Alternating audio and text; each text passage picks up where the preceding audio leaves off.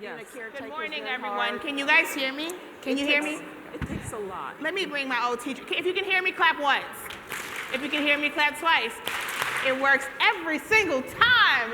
Good morning, ladies, and thank you for taking the time to join us this morning. My name is Watchen, Nyanue, and I'm the founder and CEO of I Choose a Ladder, which is a career development agency based out of Chicago, and we do employee development and retention work for Fortune 100 companies. So essentially, we teach them how to keep y'all from quitting. They are trying to keep black women at work, and we're trying to make sure that you all want to stay. And so I am really excited to be having this conversation today about climbing the ladder your way. So the pandemic has changed a lot of things for a lot of people. It has not changed that much for us as black people. So let's have a real conversation about what it means to navigate your professional ambitions while also, staying healthy, having families, having full lives, and all those things. And I am so excited to have this panel here with us today. They have not heard my questions, and so y'all are about to get some real talk today on this panel.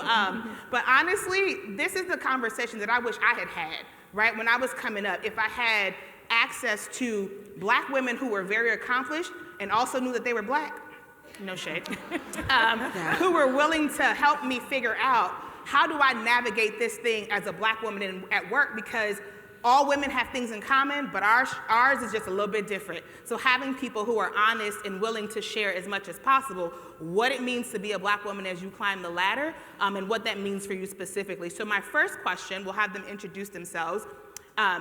Typically we have a lot of things that we're trying to put on our resumes because we do the most, right? We are super women. But if someone was writing a feature story on you, you would only pick your highlights. So my question is, if Black Enterprise was doing a feature story on your career, what would the title of the article be and why? Y'all called on the name of Jesus already? We just started. She's coming out heavy. I'm Michelle Marshall. I'm head of diversity, equity, and inclusion for Puma North America, Puma's first diversity leader. In terms of that question, my headline would be delayed but not denied.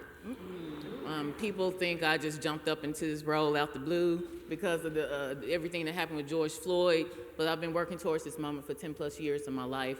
I started out very early. I can take you all further back than college, but I'm gonna start with college. In college, I was already a teenager who was already noticing the differences in how I was treated in comparison to other people. So I was the president of the African American Student Association at my college at a PWI. I had the audacity to be in the president's office telling him he needs to give us more Black History Month money, telling him what he needs to give us. I kind of took that into the corporate space. With my first company, it was a financial company that I was at for 11 years. I was in a claims type role, but my first community project I did with that company was I saw that they were supporting the National Civil Rights Museum. So after that, I started digging more, like what else are they doing? And I just started volunteering, raising my hand for everything until finally that company ended up rolling out an official diversity program and diversity councils. And I was the first diversity council chair in my region for my company. And even then, I was like 20-something, early 30s. I was running these meetings with executives sitting on the committee, not knowing what I was doing, not knowing the fact that I was being trained as a leader in that moment, sitting at that table. So I really got to create some great initiatives across our company working in that space. And then over time, I started really building up my portfolio to the point where a regional role opened up that focused on doing elements of diversity, community, and helping with brand reputation with the company. So by the time I sat down for that interview, I built a portfolio with the 30, 60, 90-day plan, and I built all the events, initiatives, and things I had led from that diversity space, and told the manager, hey, I've been doing this job for years, so you might as well give me the job. No one else is ready for this job like I am, and it sealed the deal. So I went from that to now being able to sit in this space, and there was bumps along the way. We don't have time to talk about that, but I kept being focused on my end goal of being able to sit in the seat and influence change.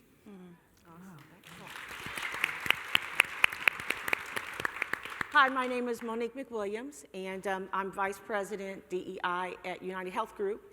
And I think my title would be,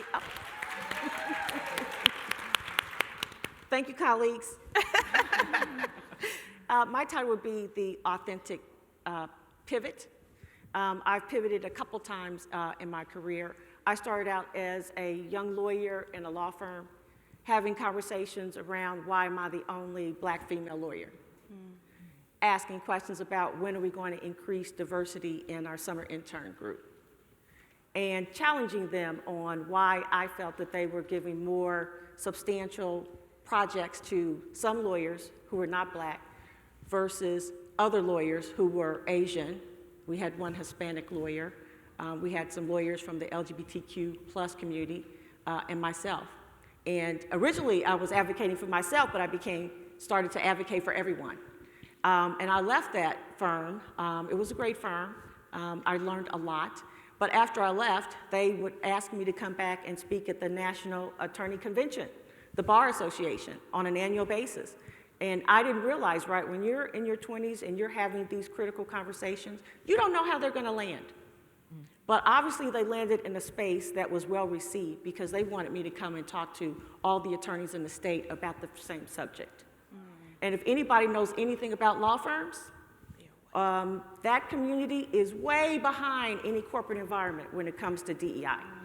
They're probably still at diversity and inclusion, not quite talking about equity. And our representation in those spaces is less than what you see in the spaces that you're trying to influence right now. If I fast forward a little bit and into my corporate environment, I still leaned into DEI, and other executive leaders identified that and decided that they wanted me to take on certain responsibilities. So I led a large roundtable conversation around diversity, and I helped a lot of leaders understand if all you have is one, pretty soon you're going to be done because that person's going to leave the company or get promoted out of your department, and you're going to have to start all over again. Those conversations also happened with external law firms, and for me, they were the most, I think, restrictive, and so I decided that the way I'm going to have to help them understand the importance of diversifying the teams that did the work for the company I was at is if I decided not to give you any more work until you did. Because the bottom line does get attention. It sure does. And ultimately, that did get me appointed as a chief diversity officer. I pivoted out of that role into employment counsel for the company, led a small team of employment lawyers, and supported all the diversity work. It was a wonderful, wonderful experience. And now I have decided that I'm going to pivot into my passion back into this space. And so I have really led my career doing the things that I really enjoy doing, and that is DEI at the moment.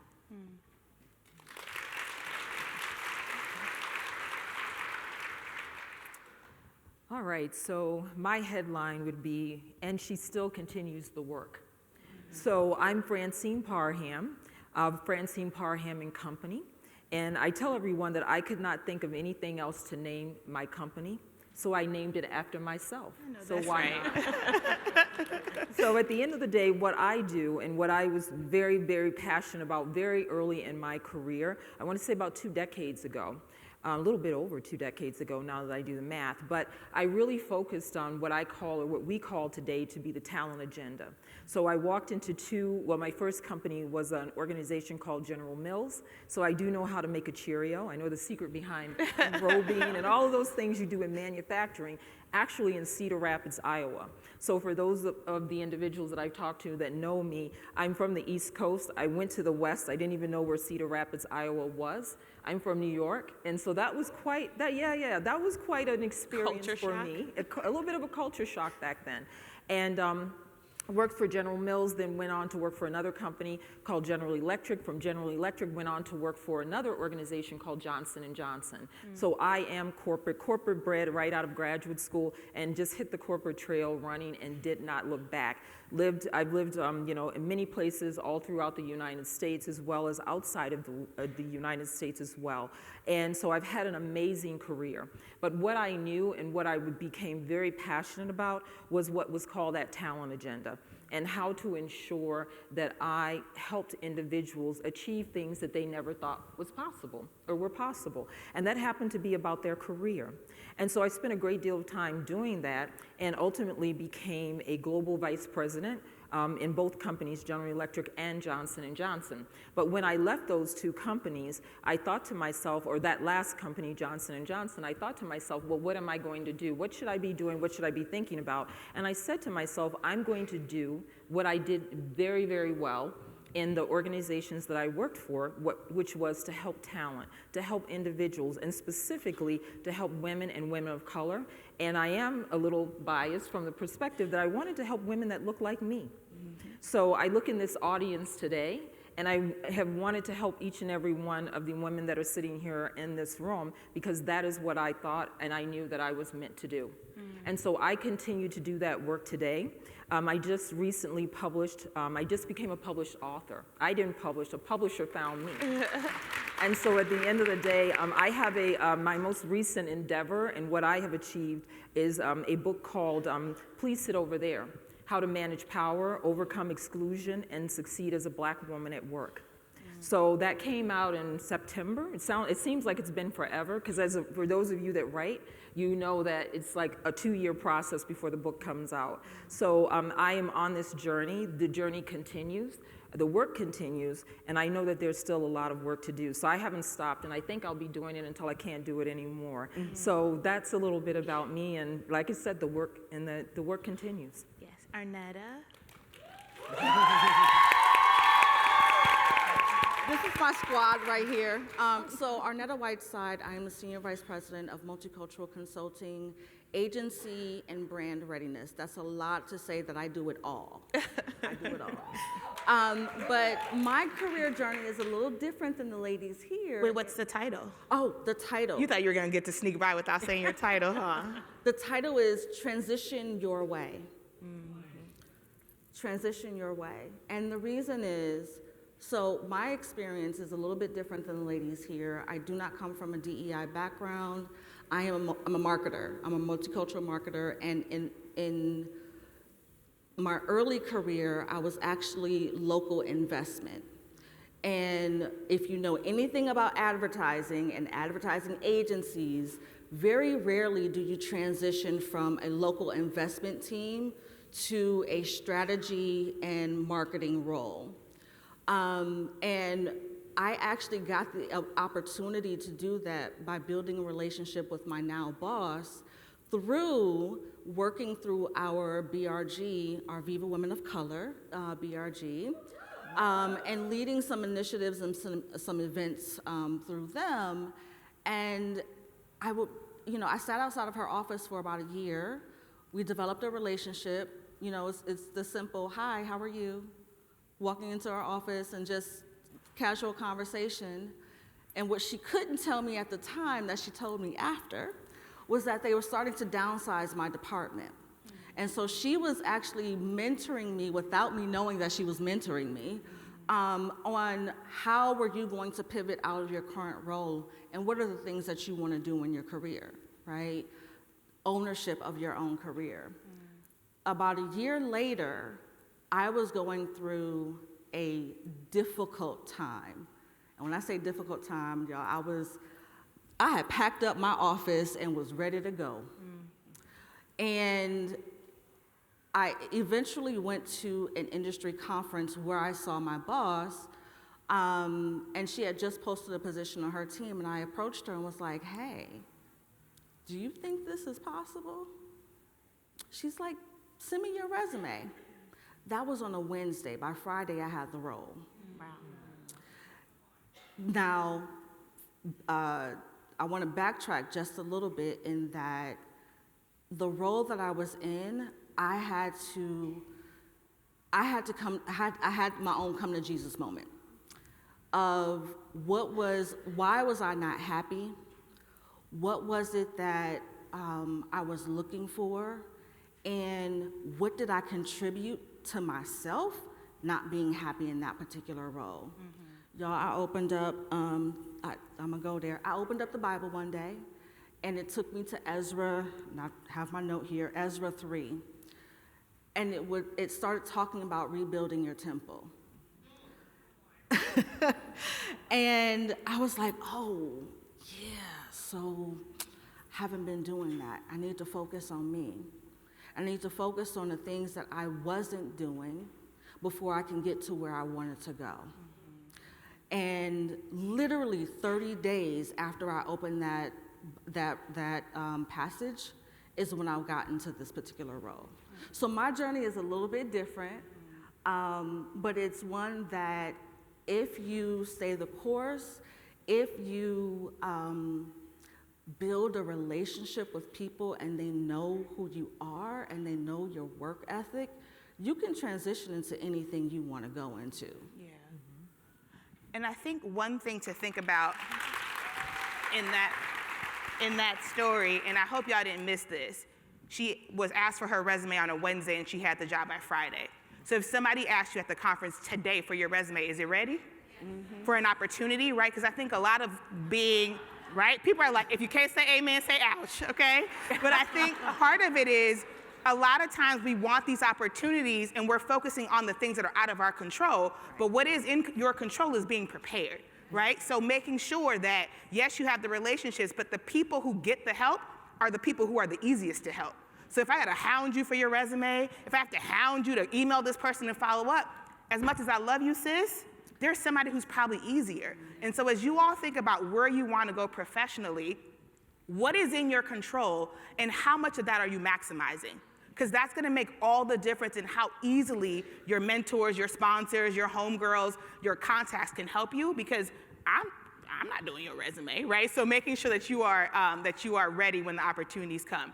But the next question is based on something that I hear a lot from Black women, right? Like, I don't want to play the game. I'm tired of playing the game, right? Have you said that before? Like, I'm not trying to play this game. So for you all, though, how do you define the corporate game, and how have you decided to play it or not as you've navigated your climb? We'll start with Arnetta and work our way back. You know, I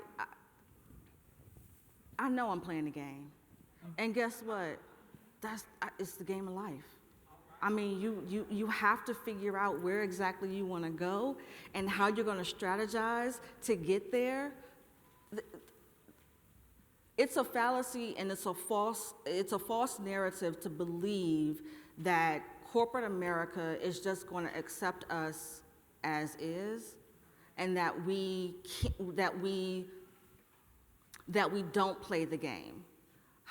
How do you, literally, I got my job by playing the game, right? I got my new role and my new position by playing the game of speaking to people in the office. And I know that, listen, y'all, I don't like everybody. I don't like everybody. But I know that I have to speak to some people. I know that I have to be visible. And I say that because I just actually moved from our home office of New York to DC.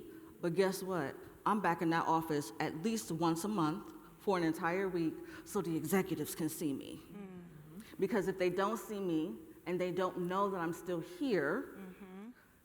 they don't consider me for the new role, or they don't consider me for that new pitch that's gonna happen. They don't consider me for any other opportunity that's out there because I'm not there. Mm-hmm. That's a game that I'm playing because I know I have to, and I've accepted it.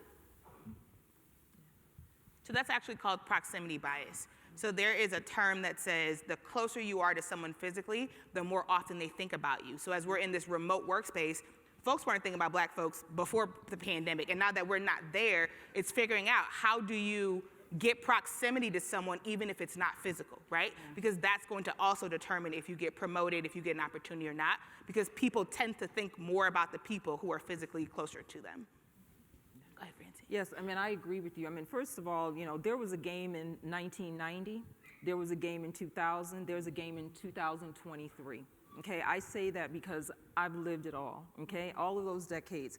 And at the end of the day, I often say to people, I say, how do you play a game that has no rules? Because that's what I'm always asked, like, what are the rules of the game, Francine? If I knew the rules of the game, I would know how to play the game. Mm-hmm. And I say, you know what, it's all dependent because, see, there are no rules. So how do you play a game in which there are no rules?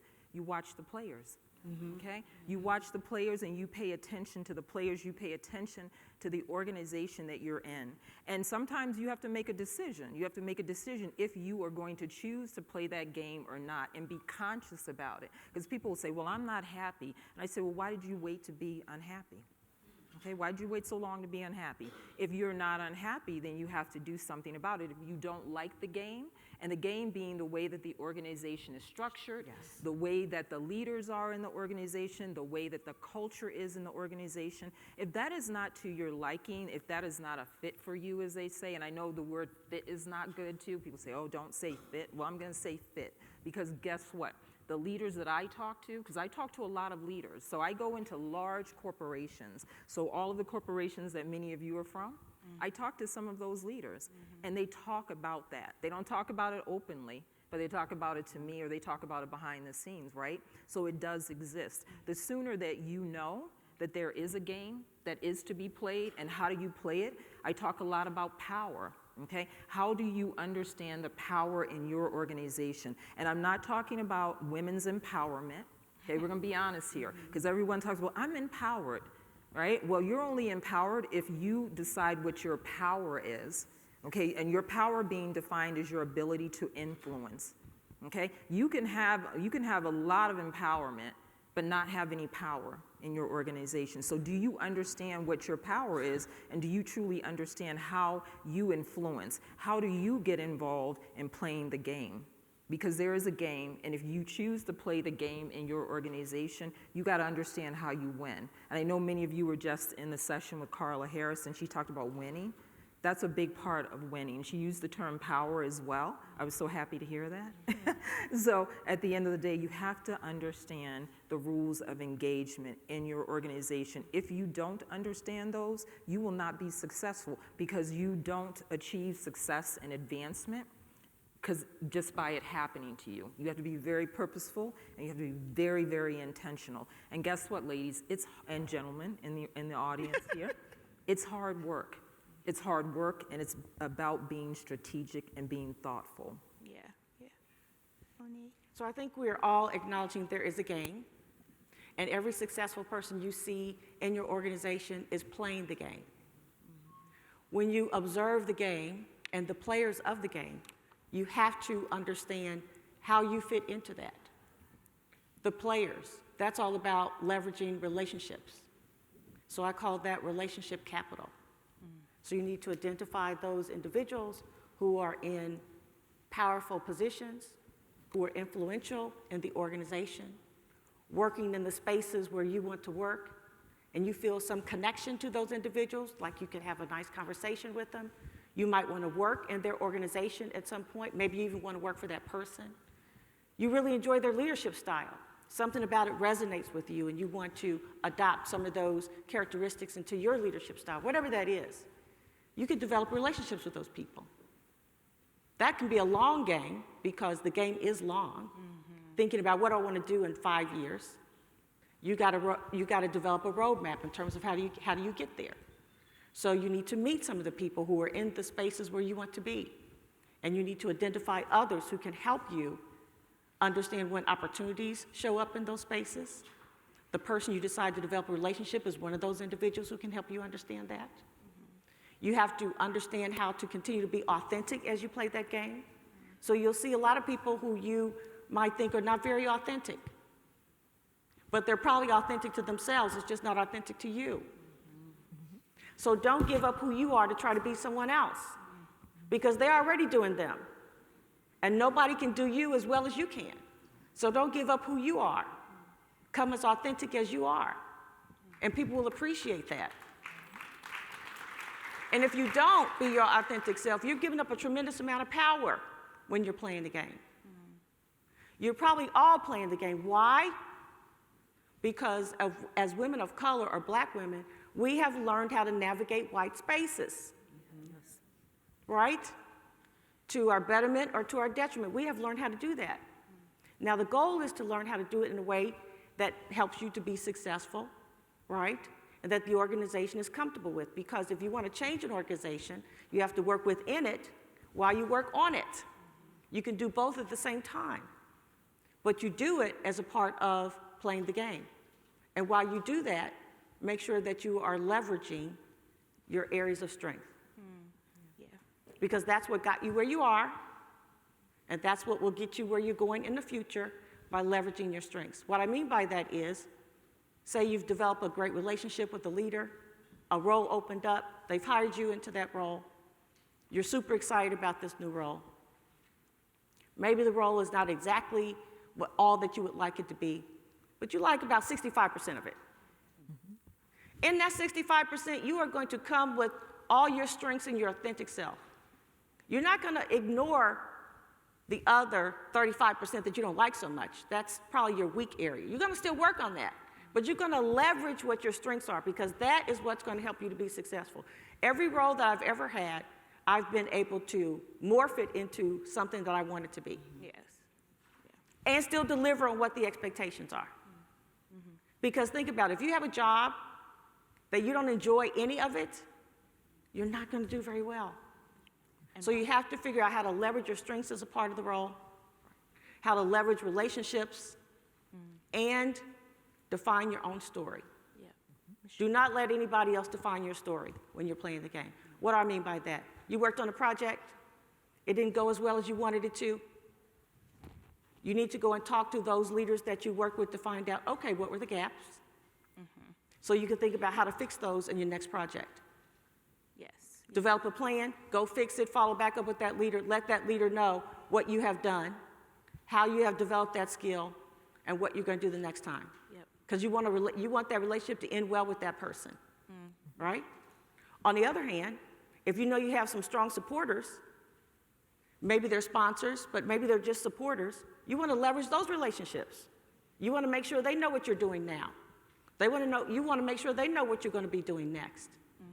Every relationship you have to continue to work on it. People say, hey, make sure you contact me.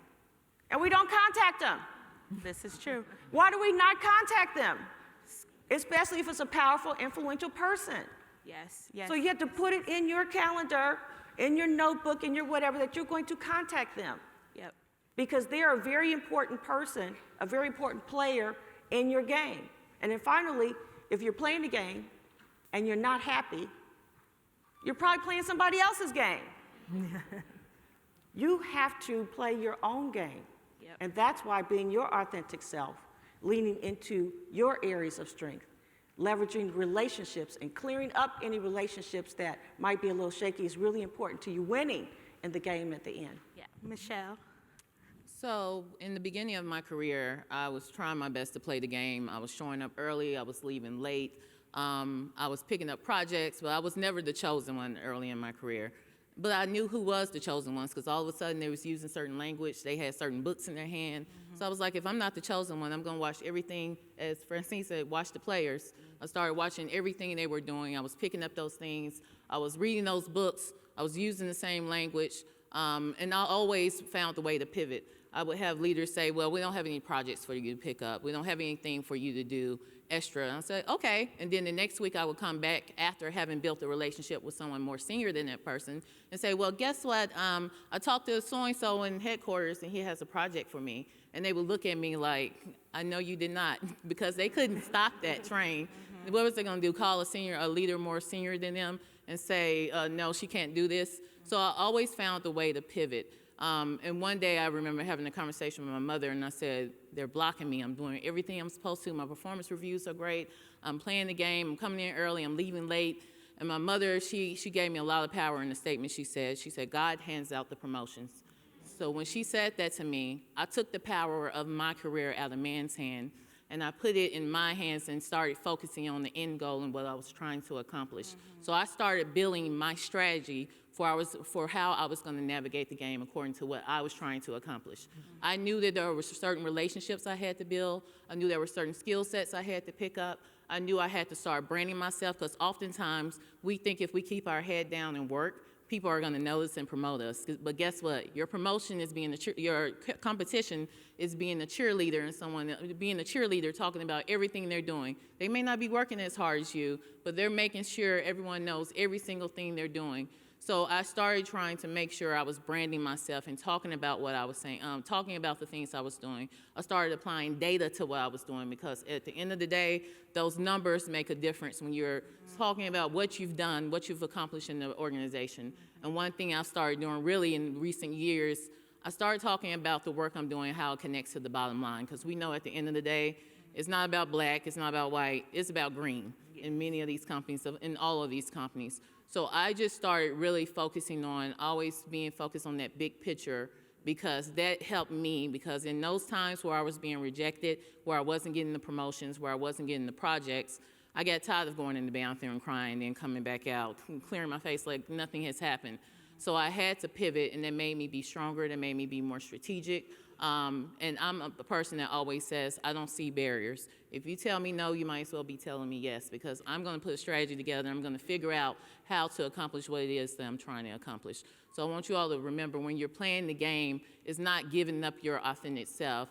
You have to think about the big picture and the end goal of what you're trying to accomplish. Sometimes if you're trying to accomplish something and need some leadership buy-in, think about the big picture of what the impact you're going to make if you're able to accomplish that goal. So sometimes you have to pivot, and you have to be able to communicate effectively in a way where they're going to absorb it, where they're going to hear what you're saying. Sometimes you have to build a relationship with the person in the corner that works around from your desk that you can't stand. Unfortunately, we all have different characters that we have to work with in our workplaces, but you're going to have to build those relationships so you can get to the end goal of the big picture of what you're trying to accomplish. And so when I hear people say, I don't want to play the game, in my mind, I picture a person standing in the middle of a football field at the 50-yard line saying, I don't want to play football. Eventually, you're going to get run over, right? Eventually, someone's going to come and steamroll you because you don't know what's going on. And so I think the first thing for us is, we go into these jobs and we think about what we're gonna give, but we never think about what we're gonna get. What do you want from the role, right? And in understanding the big picture, what are the things that you need to do intentionally to get as much as you're giving, if not more? Because corporate's gonna take what it needs to take from you. So if you are not clear on why you took the role and why you wanna to be in that space, one, you're probably gonna stay longer than you should. You're gonna be in that job forever, and you're not gonna know when to exit. But two, the people around you are gonna run circles around you because you don't understand what your position is in that specific organization. So make sure that you're not the person on that 50-yard line, because I would hate to see you get run over.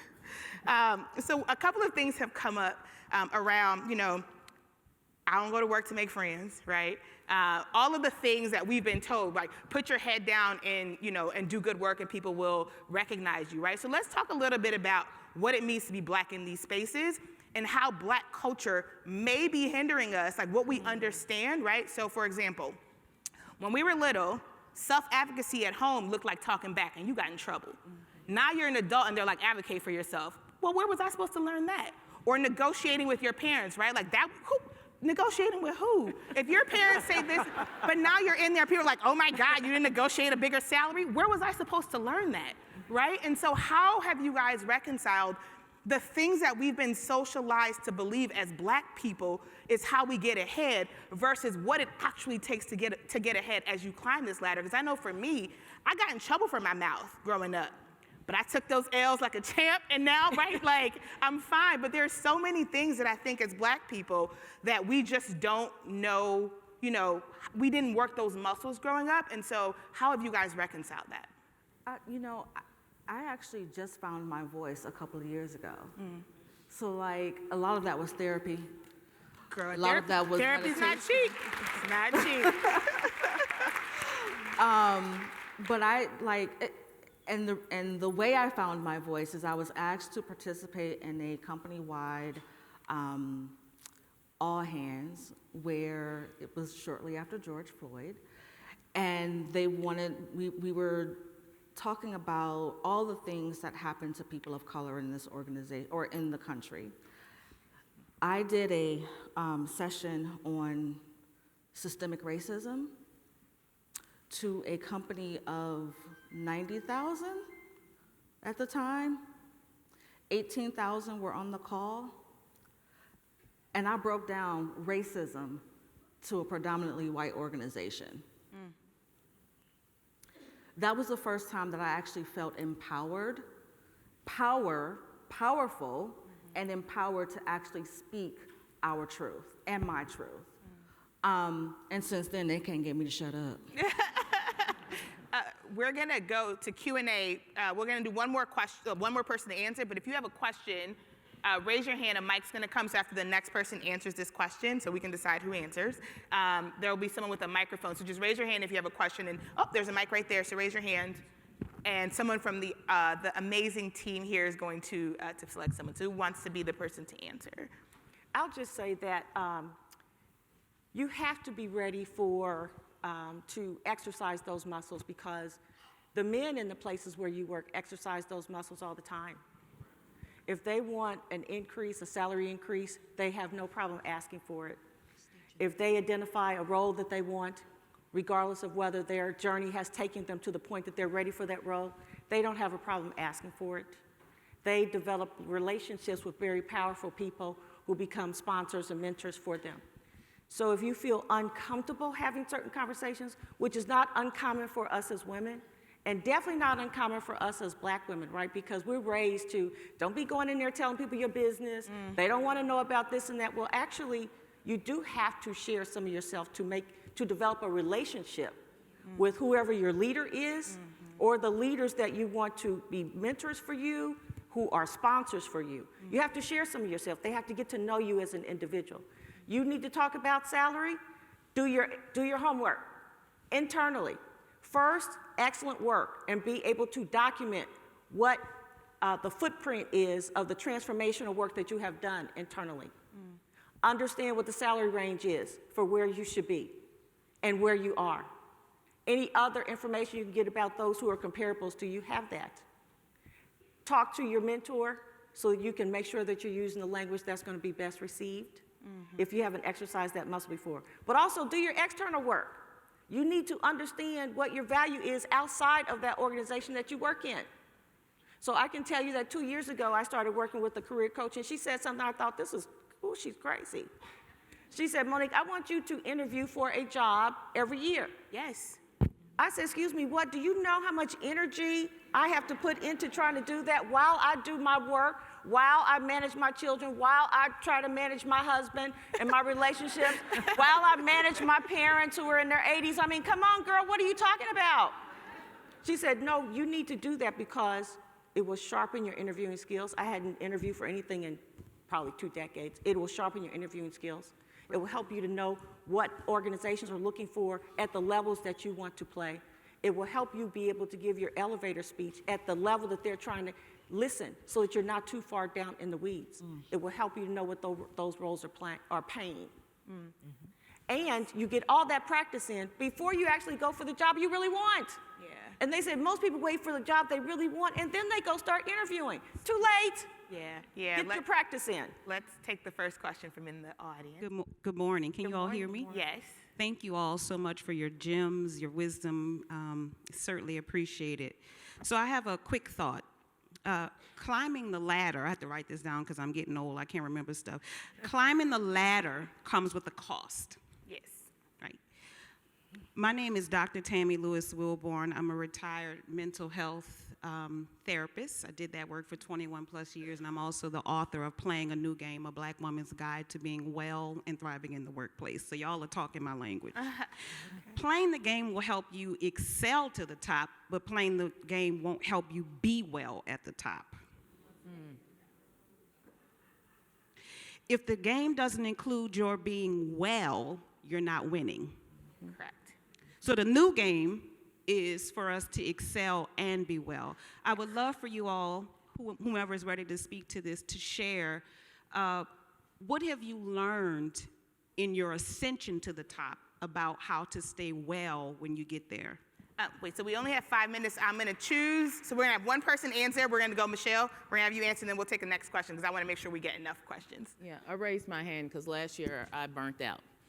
My blood pressure was high, I was not prioritizing myself. That was a revelation for me that I cannot be well and help others if I'm not helping myself. So I made a very conscious decision for the remaining of my life that I had to prioritize myself in all ways, mentally, emotionally, spiritually, physically, and everything I was doing. I now go to therapy weekly. I'm proud to say that I go to therapy weekly. Another part, I found that I was the type of person that I avoided conflict. So although I fight every day in my job and push for employees to get what they deserve and need, sometimes when people do certain things, I'll just ignore it and say, I don't have time for the conflict right now. But it was creating conflict within myself for me not to address it. So now you're gonna get everything that you need to get from me in the moment, in real time, because I don't need to have that conflict within myself. But I really learned that it was important for me to make sure that I was well, that I was taking care of myself. First thing I do when I get up in the morning, I do my prayer, I meditate, I get on my Peloton, I found my happy place. Because I need to create that space for myself. Doing meditation, that's one of the most selfless times a day for me. There's been times I did meditation and I started crying while I was doing meditation. Because in that moment, it's all about me. And oftentimes, my entire day, it's all about everyone else. So it's important for you, even when you're talking to your leaders, for you to advocate for yourself. When they're piling work on you, because they're not concerned about your personal life and what you have going on, make sure you're advocating for yourself and asking them for the resources to help you. Because sometimes we're like, I don't want them to think I can't handle the work. But guess what? If you can't handle the work, and you're gonna burn out like I burnt out, and then you're gonna be in the position where your job starts suffering because you didn't ask for the proper resources that you needed. So make sure you're advocating for yourself. Make sure you're prioritizing yourself. I don't care how much time in the day it is, 5 minutes, 10 minutes, an hour, wherever it is. Make sure you have some dedicated time to just dedicate towards yourself, because that's important for you to be able to thrive and do a great job and help others. Perfect. Good. Take your first question. And if you could ask the question right away, because this clock is going down. I'm quick. Great. I'm real quick. Rosalind Barker from Toyota. Nice My to meet you. question is, you all talked about finding your voice. And I've worked in different spaces. But how do you know you're on the right track? And are there any indicators to keep you grounded? So I think for a lot of us, we ignore that small voice in our heads. Like, you already know the right answer, right? You know when somebody responds to you in a way that's like, that doesn't sit right with me. Or we've been conditioned to like quiet our voices, but usually there's a piece. When you know that you've done everything that you can do and you said what you can, there's usually a piece around that. Try not to ignore it. But Francine, anything? No, I mean, I think that, no, you hit the nail on the head. I mean, I think that it's also you understanding and asking others, right?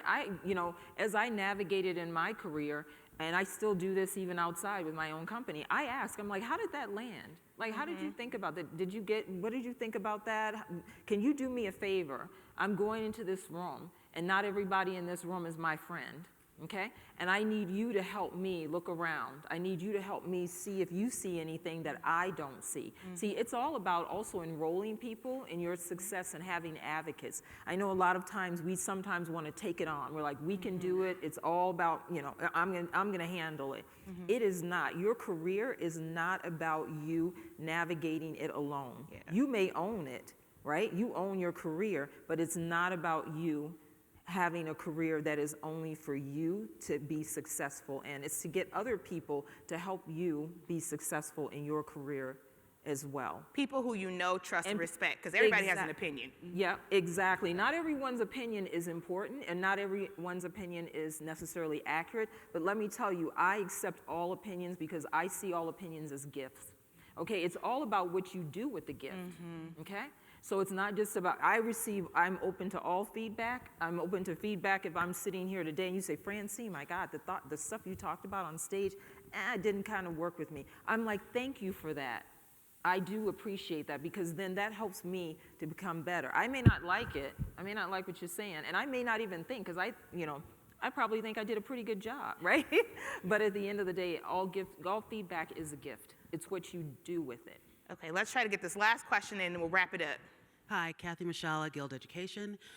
Lately, our DEI added belonging to that process, and I wanted to hear if you guys have started thinking about belonging and what belonging means as part of DEI to you.